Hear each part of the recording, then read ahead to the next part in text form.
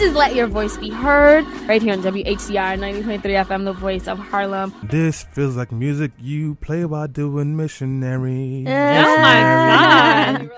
Cause it's so mellow, it makes you wanna go and do missionary. It picks up that song. And then we switch to 69.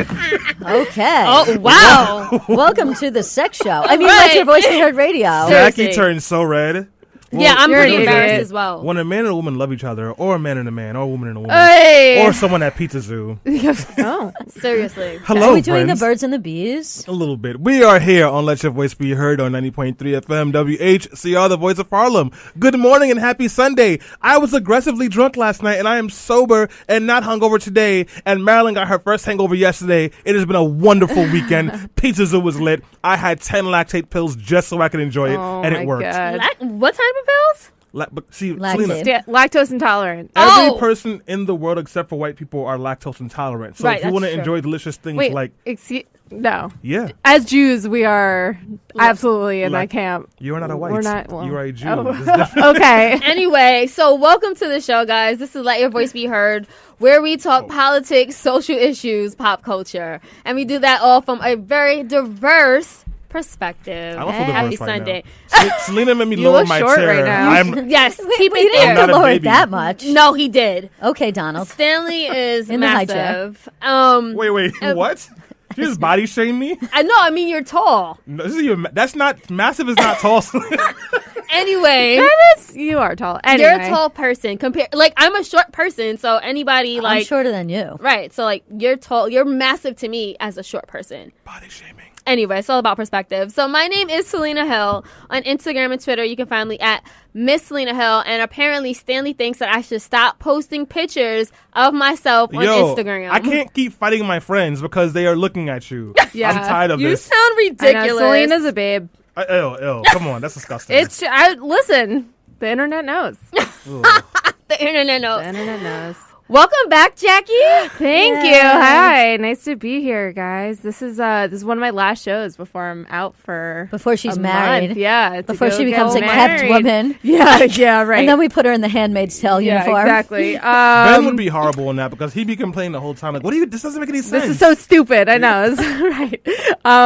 Yeah, he's a good feminist. He'd be a bad Gileadian. But happy to be back. You can follow me on Instagram or on Twitter at Jackie Cohen. That's JAQICOHEN. Looking forward to today's show. Yeah. And Alyssa's here. Yeah, I'm so looking forward to Is all she? the student loans I have. They're great. Yo. Every negative 32% At paid. law school. But I'll tell you more about what I'm talking about with negative 32% in just a little while. But anyways, in the meantime, I'm Alyssa Fuchs. I am your political and legal correspondent. I'm your legal correspondent because I went to law school, and that's why I have so many loans. Exactly. And you can find me on Facebook at facebook.com/Alyssa Fuchs. That's ILYSSAFUCHS. Or on Twitter at Alyssa Fuchs, or on Instagram, Alyssa.Fuchs. And of course, you can leave a comment or a question on the Politically Preposterous fan page, where we are also sharing the show. And we will try and read those comments on air, or on Facebook.com/Let Your Voice Be Heard radio. Yep. What's shaking, beautiful people? This is Stanley Fritz, and I'm cutting Selena off because I want to go next. You can find me on Twitter at Stan Fritz. You can find me on Instagram at Stan Fritz, and you can find some awesome videos from Pizza Zoo there as well. Yeah. You can find me on Snapchat at Darkskin Swindle, where I snapped a picture of one of my best friends, Claude, wearing a cheetah print shirt because he looked like a 55-year-old thot. He looked good. No, I he saw didn't. that No, picture. I didn't like the shirt either. I thought he looked fine. I saw him at Penn Station and laughed so hard, several people looked. Hold on. Why was he wearing that? Was there a purpose behind it? He chose to. Hey, look. Everyone has a right to choice. Let people live. Yeah. So as Alyssa alluded to, we're actually going to spend a large chunk of the show talking about student loan debt, because even though a lot of us are under a lot of debt, it's actually going to get worse. Why? Because, of course, Trump has been elected president, and he has Betsy DeVos as as the education secretary, and she actually proposed new rules that are going to make things even more disastrous, specifically for us as millennials and for people who went to predatory for-profit colleges like Stanley. So we have a lot to talk about. But before we get to that, we're going to jump into the news roundup after the break, and we're going to talk about Nia Wilson. She's the young black girl that died and then, of course, was Brutally criminalized. murdered. She's murdered, excuse me, yes. On a BART platform in San Francisco, in the Bay Area, which is awful. Absolutely awful. And then speaking of awful, we have to talk about R. Kelly's I Admit song. Wait. Must we?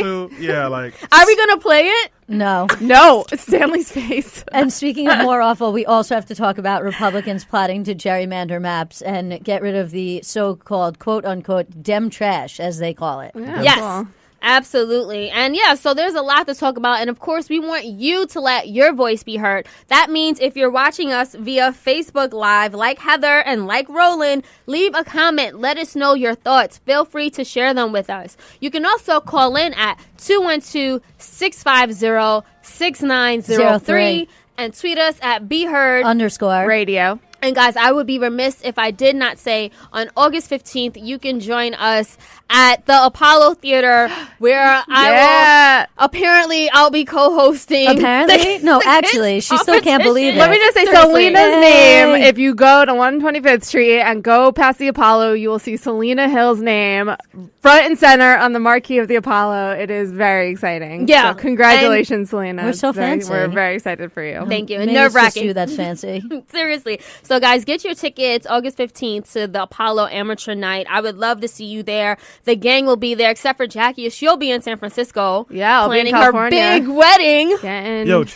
Yo, you making it hot? Yeah. Was I not relax. Everybody calm down. It's fine. I'm not nervous. It's great. Everybody chill out. If you run away, if you have been run away and elope, can we still eat the food and drink the liquor at the wedding without you? We've only talked about that for the past, 9 months. But yes, you may. I just want to the make wine sure is that ordered. there's going to be tacos. When's the New York wedding? I want to ruin that too. Yeah, just come along. That's in 13 days. Oh, I'm not going. I'm busy that day. Good. On that note, we have to take a quick break, but don't go anywhere. When we come back, we're talking about all the hot button issues of the week right here on Let Your Voice Be Heard. Annie. Oh, we're back, aren't we? Yes, we are. Yeah. Oh, hey. Hey, guys. We're back on Let Your Voice Be Heard on 90.3 FM WHCR, the voice of Harlem. If you are just tuning in, this is me, Stanley Fritz, with my seat hanging low because Selena doesn't want me to shine high. We are also here with Jackie Cohen, who is back on track with us and will be gone afterwards because she's going to San Fran to run Rice-A-Roni. It used to be the San Francisco treat, but now it's no one's street. And then, of course, we have Alyssa Fuchs with the snapback painted backwards as usual, and Selena Hill, who is wearing what I can only describe as a Hillary Clinton Fashion Nova romper in the studio, and it's the news roundup. What? So if you have a news story that you want to talk about that makes you laugh, cry, curse, flip a table, or ask why I'm sitting so low, this is your moment, gods. Anyway, yes, thank you for that. Thanks for whatever that was. was. I just want to give a quick shout out to Heather, who has already left us a comment on our Facebook Live. She says, can you please discuss student loan debt forgiveness or lack thereof as an incentive for voluntary military enlistment?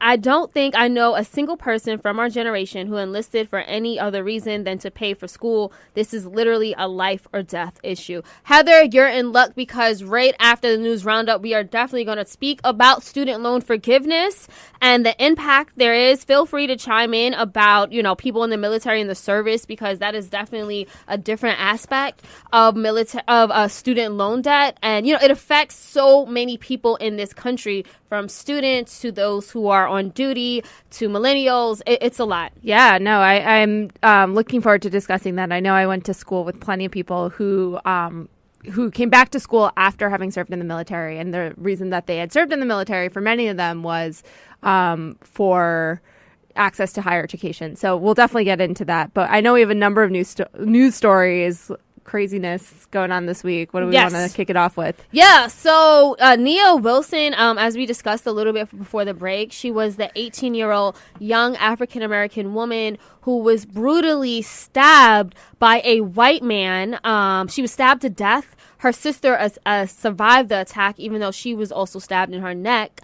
And we found out that the person who stabbed her may have actually had ties to the white supremacy, right? So a white supremacy group. So they're saying that was this racially charged. So, I'm pretty sure you guys have been seeing Nia Wilson's name trend on social media. You've seen the beautiful pictures of her as well. And then there was, of course, a Fox News local affiliate station decided to share a picture of her posing with what appeared to be a gun. It was a phone case. I've seen those phone cases down where you put your phone in there and it looks wait. Don't white people pose with guns all the time? Isn't that like a thing? Like a Christmas photo? Yeah, but then they're just advocating for the NRA. When black people pose with guns, then all of a sudden they're thugs. So there's definitely a double standard there. And why would you use that photo of her anyway? Guys, what was your reaction to Nia Wilson's death and then this happening? I mean, it's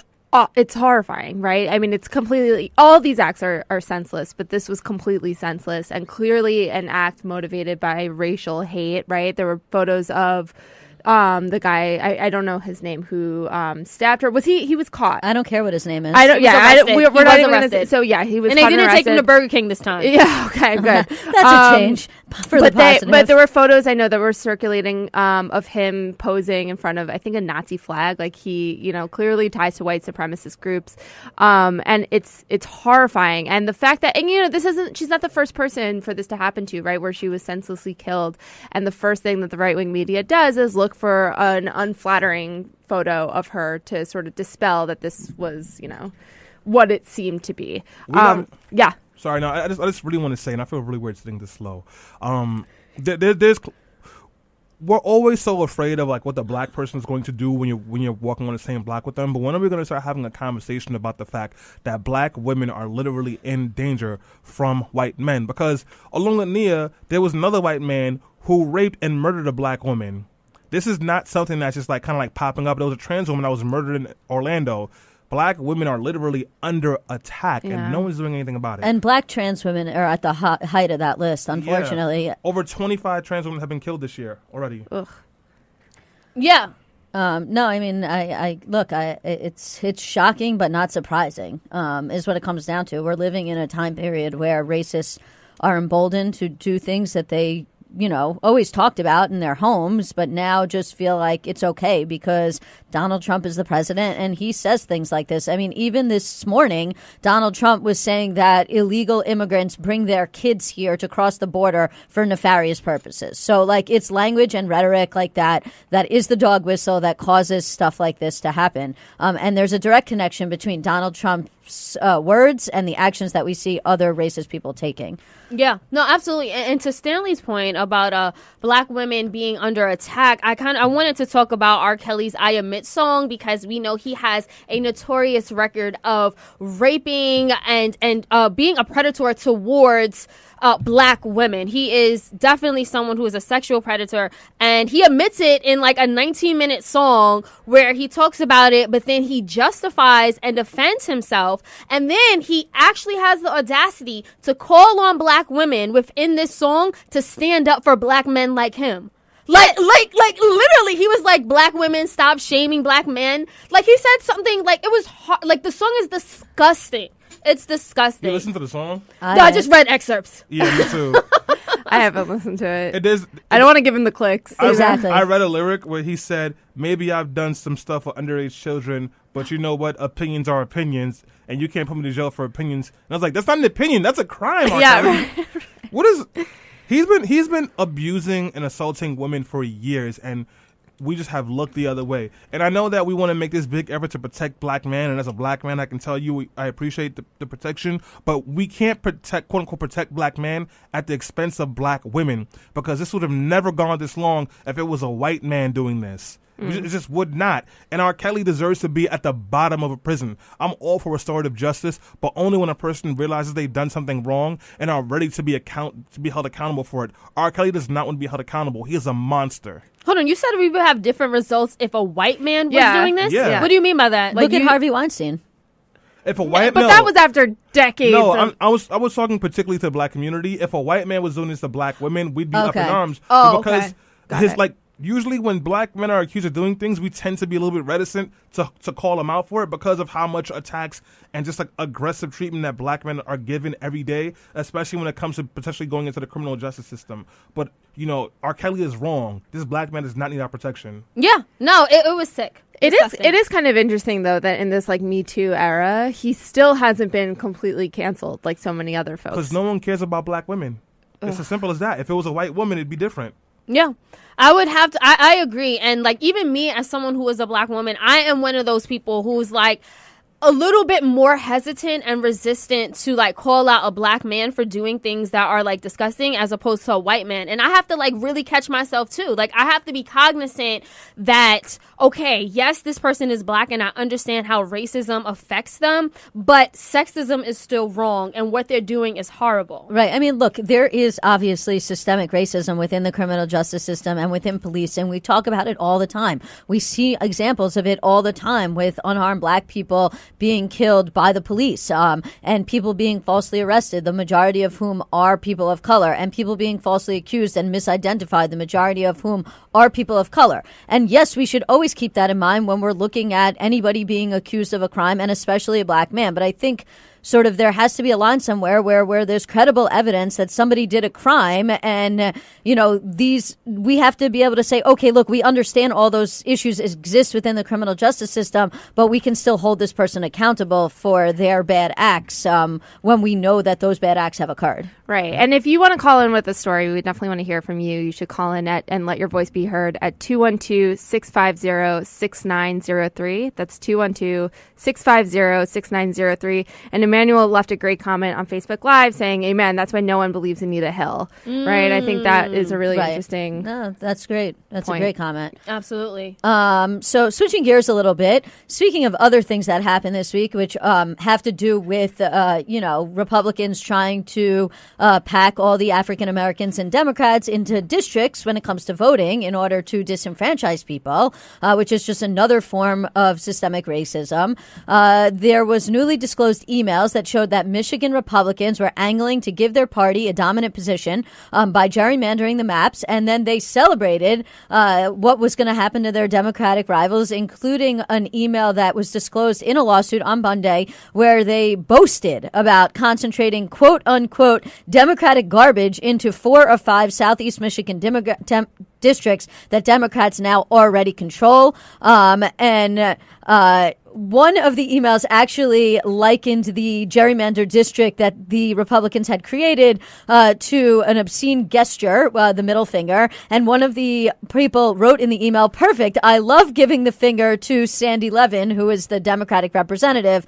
So these are all emails that have come out as part of a lawsuit over gerrymandering. And Michigan is frequently a battleground state in both statewide and national politics. And so that's why it's really, really important, because right now it is split between 9 Republican seats and 5 Democratic ones, and Republicans are trying to make it so that Democrats actually have even less seats than that. Yeah. Stanley? Republicans have been doing this for years, and it's one of the biggest reasons why we need to win the House and Senate. Not only in 2018, but also in 2020, so that we have control over who cuts the district lines. And when we get control, what we should actually do is pass a bill so that cutting district lines is no longer in control of Democrats and Republicans. That is those are not the people that do it, because as long as it's partisan, the way the lines are cut will always be partisan to benefit one group or another. And right now, Democrats are our friends, but they might not always be. And if you ask me, they're not really my friend anyway. Yeah. I didn't want to, unless other folks have something to say, I want to shift gears, because I know that one of the stories that was really big for a couple of weeks, but it's slowed down now, has been the children who were being taken away from their parents. So as you know, earlier this week, I think this Thursday was a deadline for the U.S. government to reunite the children with their parents. So give the Trump administration slight credit. They've reunited a lot of parents with their children. But as we speak, over 700 children have not been reunited with their parents. Some of those parents were actually deported before they could. And there's a whole group of children who are being put into adoption agencies, and other people are adopting these children because the parents were unwittingly forced to sign away custody of their children. One woman who had that situation, her child was adopted by someone else. She went to court to get her child back, and the court pretty much said, you can't get your kid back because now the kid is living in a civilized life, and the parents have renamed the kid. and it would do too much damage to them to lose this kid. First, I kid you not. Two things. So first of all, I'm not going to give the Trump administration any credit. That's like giving somebody credit for putting out a fire that they started. So exactly. I'm not going to give them any credit. This makes me think so much of when indigenous people, when their children in this country were taken away from them and given to white families for adoption to give them a more quote unquote civilized life. Like this is something that was such a black mark on our history and such a horrific experience for so many indigenous families in this country, and we're doing this again with families that just tried to come into the country to give their kids a better life. And if you think that their kids are getting a better life by being ripped away from their parents and given to other families to take care of them, you are wrong. This is horrifying. Absolutely. And I know we have to go to break just really quickly. I agree to that. I agree to that absolutely, because like these people, again, they're seeking asylum, they're seeking refuge, and they're coming from Central America, places that the U.S. has helped fueled the drug war, gang violence, and as a result, they're fleeing and coming here. So we definitely need to do more to protect the people here. But, I mean, Donald Trump just tweeted this morning that he's going to shut down the government, or at least is going to threaten to shut down the government if the U.S. does not fund his border wall. So it's like he cares nothing about these immigrants and these people who are simply seeking asylum. He should be worried about Michael Cohen, who now said that Trump knew that Russia was going to collude an election and that he wanted it to happen. That's what he should be worried about. But hey, that's none of my business. Yeah, no, Trump is definitely worried about that as well. But on that note, we do have to take a quick break. When we come back, we're going to talk about something we're probably all worried about, and that's student loan debt and how it's probably going to get worse under the Trump administration. Shout out to Demi Lovato, who I think is recovering from an overdose of heroin. Recently, she's been very open and transparent about her struggle with addiction. And apparently, after 6 months of sobriety, she had a relapse and was hospitalized last week. So I just pray for her quick recovery and that she will find strength again. Mm-hmm. We've talked about opioid addiction on this show so much, and it's something that, you guys can check out in our archive section on our website. Now, that being said, last week, again, a lot of us were fixated on the release of the Michael Cohen and Trump tapes. Where the Trump administration, while we were all fixated on this, the Trump administration was actually busy proposing rules that would make it dramatically harder for students who were screwed over by predatory for-profit colleges to receive debt relief and essentially get their money back. So the Department of Education, led by billionaire Republican donor and grizzly bear alarmist Betsy DeVos, the department released its plan to weaken the so-called borrower defense rule, which was enacted by the Obama administration as a way for students to seek help if they had taken on debt to attend a college that was later shut down for fraud. Now, under Obama, students were eligible only if they could show that they attended a school that was later accused of wrongdoing. But this new rule that Betsy DeVos is proposing would make it near impossible for deceived students to get relief for the debt they took on while attending shady schools. Under this new proposal, the only way students would be eligible is if they could actually prove with tangible evidence that the school knowingly misled them with statements or actions that directly led to them taking out loans or enrolling at school. Like, the standard now is so high that, like, what college student is really going to be able to prove intent of a institution? It's horrible. It's bizarre. So Obama's education officials, they actually, when they created the new rules, a lot of students were going to these schools, taking out a lot of debt, and they were getting these degrees that meant nothing. Like, seriously, like they did not reach the standard of most four-year colleges and universities. If enacted, I'll just say this, Betsy DeVos's proposal would eliminate more than 85% of the relief that the Obama rule would have given to affected students. But then again, we should not be surprised about the action taken by Betsy DeVos because let us not forget she is a vocal supporter of privatizing education. She has hired a slew of for-profit industry insiders and executives to literally work in her agency.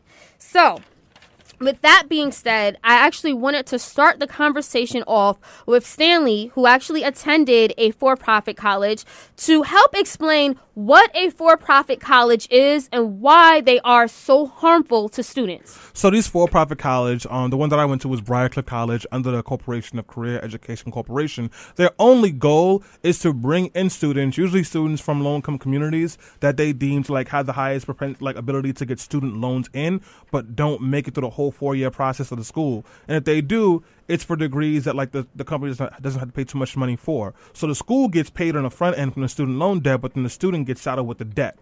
I went to Briarcliff College. I got an associate's in criminal justice and business management. I've literally never used that degree for anything at all, and I transferred to SUNY Old Westbury. But in between transferring to SUNY Old Westbury, I accumulated about between $15,000 to $25,000 in student loan debt in 2 years because a school which was one building and 500 students charged $26,000 a year in tuition and gave me a $3,000 basketball scholarship. And Stanley, we've talked about this before on the show, how you being from, at the time, a low-income community, you just weren't savvy enough to make a decision that would have been more beneficial for you personally. So, and I just wanted to bring that up because a lot of these colleges, predatory colleges, they're targeting students just like you from low-income communities who don't know any better, and then you get caught up with all of this debt. Yeah, my number one goal was to get out of the hood. Like, straight up, honestly, I was like, I got to get out, and I wanted to go to Morehouse. I couldn't afford it. I got accepted, couldn't afford it. And I was like, how do I get out of East New York? And they were like, you can come in. We'll give you a computer. You can dorm. It'll be great. We'll give you some money to play basketball, even though I wasn't that good. So and they told me I can go to law school with an associate's in criminal justice, which at the time, isn't true. I wanted to go to law school. So I went. Wow. Right. And you know what? I wanted to bring this up because, so with Betsy DeVos' new rules, she's actually saying that students like Stanley, who honestly didn't know any better, who was in a community ridden with drugs, gang violence, all of that, you guys need to make better decisions. There's language that says, and I quote, post-secondary students are adults who can be reasonably expected to make informed decisions and who must take personal accountability for the decisions they make. So, Alyssa, literally, they're saying that, hey, make better decisions. What do you say to that argument? I say that you can't make a better decision when you're being defrauded by somebody. I mean, this is what this is all about. When these colleges and universities that are for profit, they're not giving people the information about the school and about the student loans so that they can make an informed decision. They're giving them, in a lot of cases, fraudulent information, fraudulent data. And so they're making a decision, but they're making a decision based on being deceived by the company. And that's what this is really all about from a legal perspective. So, like, number one, I find it deplorable that the Trump administration and Betsy DeVos would blame students as if it was their fault that they made a poor choice when they were the one being deceived, number one. But number two, from a legal perspective, it is already extremely difficult to be able to get those loans forgiven when you have been deceived. And to put another hurdle there for people to have to jump over is just ridiculous. Is Betsy DeVos supposed to be on the side of the students? Yes, she runs the Department of Ed, but instead she's on the side of the for-profit colleges, not the students. And I would say that in the larger issue surrounding student loan debt, you know, this is a huge financial decision for a lot of mostly 18-year-olds, right, who are, and not always, but for many people that are taking on major student loans, these are young people fresh out of high school who have never made any kind of major financial decision in their life. They probably have never even owned a credit card, right? And all of a sudden they're taking on tens of thousands of dollars in debt, maybe hundreds of thousands of dollars in debt, so more than a mortgage payment cost, right? Down payment on a mortgage cost. So, you know, there's very little access for many people to information about making the correct decisions when it comes to taking out these kind of loans, unfortunately. And so many 18-year-olds are making decisions about their future because they think that it's the right decision to make with very little information at hand. And, you know, it's crippling them for years to come. Absolutely. Now, I know we actually have a caller on the line who would like to let her voice be heard about student loan debt and the new measures proposed by Betsy DeVos. What's her name, Stanley? Cynthia. Cynthia. Hi, guys. My name is Cynthia Pooler, and I live in Albany, New York. I am the executive producer of an upcoming documentary about student loan debt, and it's called All Exits Closed. And there are 44 million young people, or maybe older, who have student debt to the tune of $1.5 trillion. That's a number I have trouble getting my head around. And what I'd like to do in the film is highlight how this whole thing started. It goes back to the 60s and 70s. And, people think that this happened like yesterday, but it didn't. This was many years in the making. It was a deliberate attempt by the government to silence people. And my friend Tim Bagwell in St. Louis is the documentarian in this movie. And I want everybody who is interested, who has student debt, to follow me on Twitter at All Exits Closed. I could give them more information. And how I'd like to Thank you so much, Cynthia, for that. And I think you raise a really important point, which is that student loan debt in this country, Americans collectively have well over $1 trillion in student loan debt. That is more than credit card debt in this country. There's greater student loan debt. And to your point about, this being a manufactured problem to silence people, I think that's a fair point that, it doesn't matter. College and education is supposed to be this great equalizer in this country that, if we can all get a college degree, if we can all achieve, the same grades in school and, we can all graduate from the same institutions, then the playing field is leveled. However, there are some people graduating with tens or hundreds of thousands of dollars in debt and others that aren't. And so it already puts people at a disadvantage the second they leave their institution. Right. I mean, look, and there's something to be said about what Jackie touched on before, and I know we may touch on again, which is just the cost of college. It's not that people are taking out loans because of the fact that they, just want to take out these loans, or that they, yes, some people are making these financial decisions and they're 18, they've never had a credit card, but people are taking out these loans because it's the only option if you want to go to college. People are being told, or at least our generation of millennials and below us are being told that the best way to economic success is through an education. And they're being told that in order to do that, they have to go to a 4-year school and get a 4-year degree. And then they need to go get a higher education degree, whether it's through grad school or law school or med school. And those things are not cheap. The cost of college these days compared to what the cost of college was during the 70s when our parents went to school is like 100% profit increase, okay? And right now, in order to go to a SUNY school, a SUNY school that is public, it is still something like $10,000 more per semester than it used to be back during the 60s and 70s. My dad used to tell me that he could go and pay for a semester, and it was like $1,000 a semester. That $1,000 a semester is now $10,000 a semester, even at a public school. So that leaves students in the position where the only option they have in order to get that higher education is to take out loans. And even if you do not have any undergrad loans, because I didn't have any loans from undergrad, then if you want to go to law school, you want to go to med school, you have to take out an exorbitant amount of loans. Right now, I am carrying $278,000 worth of loans just from going to law school. Right. I checked my loan balance prior to coming to the show just so I can tell you, and it told me that so far I have paid negative 36% of my loans, and I've been making regular payments on the loans every year for 9 years since graduation. And how long are you out of law school?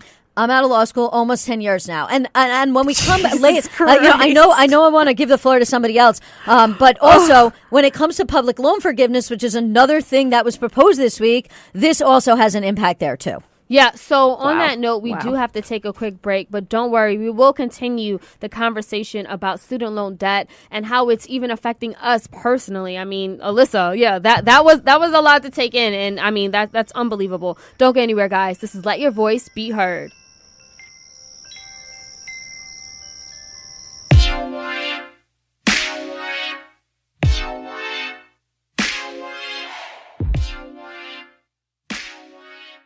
Hey.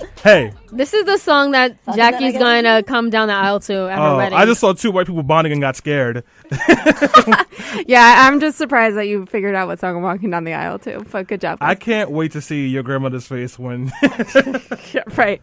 So, guys, we are back on Let Your Voice Be Heard of 90.3 FM WHCR, the voice of Harlem. What's going on Facebook Live? We appreciate everyone that is listening. Heather, we see you. Thank you for the comments. Emmanuel, I appreciate you. If listening on podcasts on Monday or Tuesday or Wednesday or Thursday or Friday, I love you. Thank you for always supporting us. We are talking about student loan debt. And I figured since Alyssa had just got deep in her student loan bag, oh my God, I would dive deep too, beloved. But damn, I don't have 6-figure student loan debt yet. Here's my situation. I'm about $70,000 in the hole. I only took out about $45,000 worth of student loans. That's just how much interest I've accumulated over the last couple of years. But peep game, I have federal and I have private.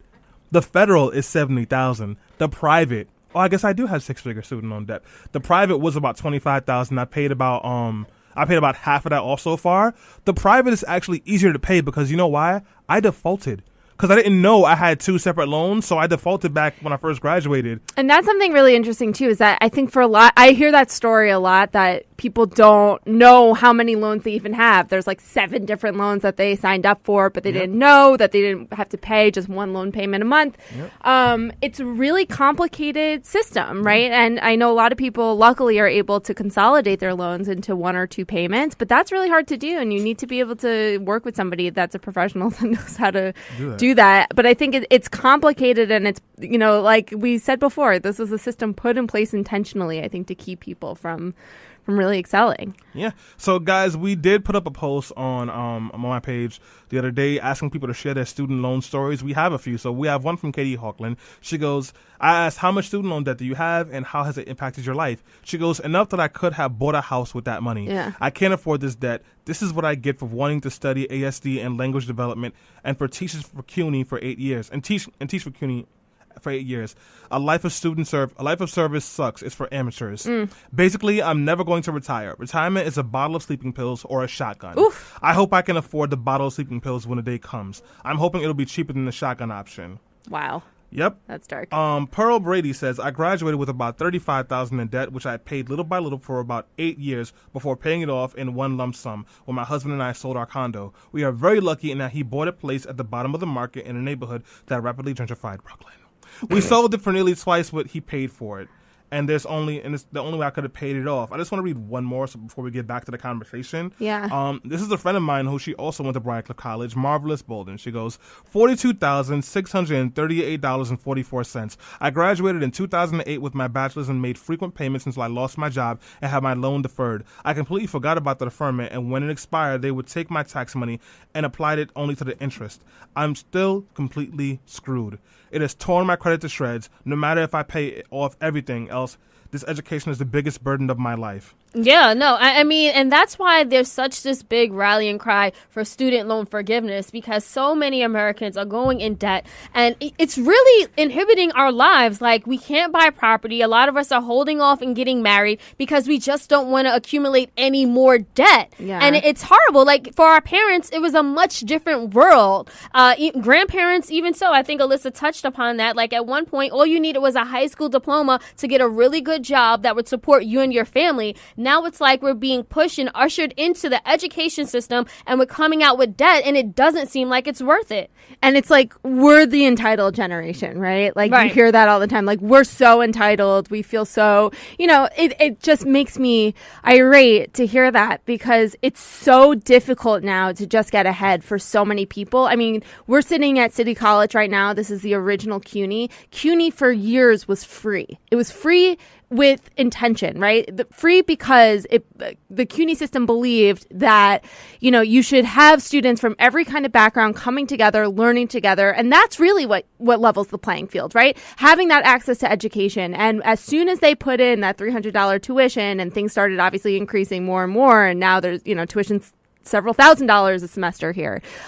You put barriers in place of, in place for people to have to climb over just to be able to achieve their dreams. And, I think of how many people could buy a home with that money or Right. have the kind of career that they want that they just can't now. I mean, just to go back to Heather Sandoval's point, which Selena read at the beginning of the show about people enlisting in the military, Heather's right. There are people that literally want to go to college. They go into the military in order to take advantage of being able to get some payments towards being able to go to college because they have no other options, and maybe they don't want to take out the extraordinary amount of loans, and then they might end up coming home in a pine box instead of going to college because that was the decision they had to make. But to take that one step further and to address this issue of the entitled generation, there was an article in CNN Money back in the end of May. I'll send it to Stanley and we can get it embedded into the podcast link. And it was called Millennials Born in 1980s May Never Recover from the Great Recession.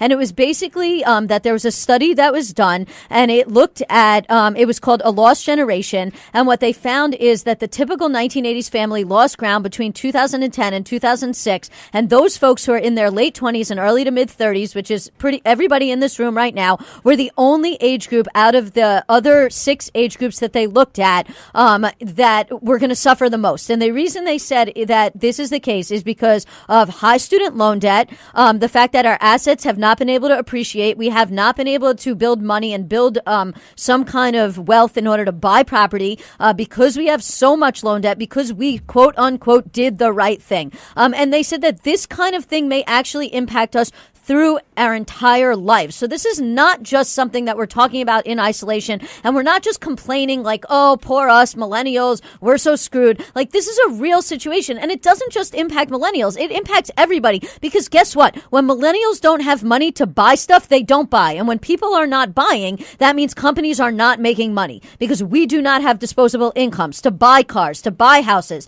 to buy goods, to go buy the KitchenAid mixer and the KitchenAid this and the this, that, and the other machine. And then you have people that go online and try and say that the reason we can't afford homes is because we eat too much avocado toast and we go to bachelorette parties. Yeah, right. So, like, you know what? Screw you guys, because the government's been screwing us and we got screwed by loans and we supposedly did everything right, and now here we are. Yeah, so I want to actually talk about some solutions. I know there has been a lot of debate, Stanley, about student loan forgiveness. Are you someone who advocates for all student loans to be forgiven? Why or why not? Absolutely. All student loans should be forgiven. It's actually a viable policy at position, because literally the biggest harbinger stopping millennials and other people who have gone to college in the last 30 to 35 years from buying property, from starting businesses, from being a little bit better off financially is student loan debt. We would save money if we forgave student loan debt. Right. Okay. Well, that's a solution right there. And Jackie, I know that you're a proponent of free college. Right. You know, I was one of the people that said, like, that's not even plausible. Like, we could never have free college. Why? We have free K through 12 education in this country. It's required. If you are a child, you're required to go to school. No, regardless of immigration status, regardless of income, you are required to go to school, right? So I don't understand why given the fact that having a higher education degree is so critical to your employment, to your success, I don't understand why it's a requirement that's provided for to get an education K through 12, but not a college diploma. And I think that, you know, when I say free college, I don't just mean free tuition. I mean, there's so many other costs, room and board, textbooks, a million other costs that are attributed to college. I believe in free college, that the opportunity to have a quality education should be provided to every person in this country. That requires more investment in our public education system, in our higher education system. And I really think that that's critical. And not just, you know, I think the step one is forgiving student loan debt, and step two, making sure that for future generations, every single student has access to free college. Jackie Ocasio-Cortez. It sounds like you're running for office, Jackie. And not for nothing, we can pay for it because we just gave tax cuts to rich people that they didn't need. And if the government wants to complain that we have to get rid of these student loan programs because of the fact that our deficit is increasing, well, then you know what? Maybe that we shouldn't have been giving handouts to rich people so that Betsy DeVos can go buy 3 more yachts so that, you know, somebody can untie one and it can go floating down the river, because apparently it's in a lake. It's not even on the ocean. It's in a lake. You know, apparently she needs it. You know, I'm so sick and tired of hearing conservatives say we can't afford these things. We can afford these things. It's just, where do we want to put our priorities? Right now, the priorities is apparently to just hand out more welfare to rich people that don't need it, and everybody else can just, you know, eat cake. Yeah. Well, in 30 It's not cake we're seconds. eating. Oh, that's funny. In 30 seconds, I just want to give the panel final thoughts, time to talk about what we can and should be doing to fight for legislation that will cut student debt in the Trump era. Stanley? So right now, it's all about maintaining what we have. Betsy DeVos is going after that. Make sure you're calling your elected official. Tell Schumer, tell Ginnibrand if you're in New York, tell those two people that they need to die on the cross for this. We're having this budget deficit coming up now. Make sure that they do not give an inch on student loan debt. Call your federal representatives, because that is the only way it can get approved if Congress and Senate say so. So fight, fight, fight. And once they're gone, whoever's running for president, they need to be pushing a platform of student loan debt and free college tuition, period. I would say that there are so many people in our generation that are suffering, that can't get ahead, that can't afford anything because they are saddled and burdened with such enormous amounts of debt. And free college is not this absolutely radical idea. I think that we're already halfway there because we have free K through 12 education. It's something that we need to demand as a reality in this country. And I don't think we're so far off from it. I don't think it's such a radical idea. Absolutely. And, on Stanley's note, we definitely need right now to be trying to save the public service loan forgiveness program. We didn't really get to talk about it too much, but one of the other proposals out of Betsy DeVos and the Trump administration this week, which is to scratch the public loan forgiveness program. It's basically a program that says if you go into a public interest job and you work there for 10 years, they will forgive the rest of your loans. They are talking about getting rid of that. There are some people that are close to their 10 years that don't know if that's going to be a proposal that is prospectively only, or whether 9 years in they're going to be told, guess what, your loans are not going to be given. That program is set up to incentivize people to go into public interest jobs and not to go into the private sector. So we need to be calling Chuck Schumer and all of our elected representatives and say, one, they shouldn't get rid of it, period. But even if they are going to scratch it, it needs to be only going forward only, which honestly would be a total and complete mistake because we need to save the public loan forgiveness program. But, there are so many people relying on that, and that's really a big thing that we can and should be doing right now. I'll end the segment by saying this. Yes, we can all relate. Most of us can relate to having student loan debt and how much of a heavy burden it is on our lives. But the people who are being hurt the most happen to be the most disenfranchised people in our country. And that's who Betsy DeVos and the Trump administration are going after first. That's why it was so important for us to start this segment about these new measures. And get this, 96% of students at for-profit colleges take out loans. 42% of them attending 2-year for-profit colleges, they take out private loans, not just federal. And as a result, 47% of all students, 47% of all student loan defaults are by students who attended for-profit schools. And I say that to say that we have to remember that when we fight for all public interest, the people that are being hurt the most are the ones that we need to speak up for the most. So these are new measures and proposals. They have not gone into effect. We actually have about 30 days before the Trump administration tries to actively push forward. So what you can do in that time, you can call your senator, your local officials, those who represent us, and tell them, fight back against this proposal. It does not have to go into effect. So on that note, I do want to just throw it to Alyssa to thank everyone for listening to today's show. Yeah, thank you guys so much for listening to today's show.